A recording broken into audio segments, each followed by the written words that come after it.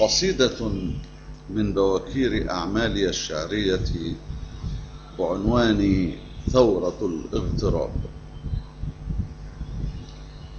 وعندما يجمد الجليد صوتنا وتدفن الحروف في أنفاسنا وتسقط المعاول المحدبات في الحناجر، لا أستطيع أن أقول لا أستطيع أن أقول لا ولا حتى نعم، حتى أخاف جرة القلم، لكنني المثقوب تحت نابكم أخط دم، فقصتي منسوخة على شفاهكم ألم.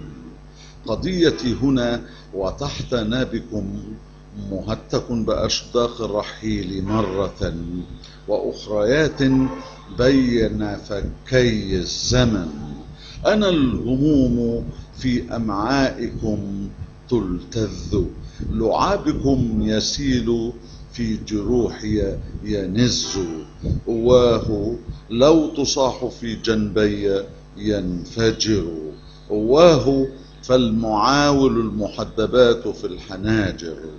قم يا نبي الجهر قم، هناك يزحفون في معاطف الأفاعي، ذيولهم في الأفق والرؤوس في المراعي، إذ تدس ما بين الورود والزهر. أراهم وغابات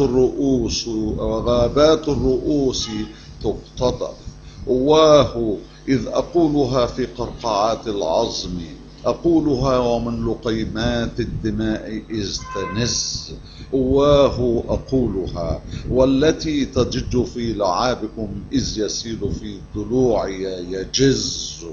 وحسبكم أن النزيف ليس دم، وإنما نزيفي ضياء للذي يجيء بعدي، للذي يتحسس الثعبان في جلودكم، يرى الأنياب في أفواهكم، وقد نسخت فوق شفاهكم أسطورة للذي يجيء بعدي ابنا، إذ يثور عندما يرى دمي ضياء.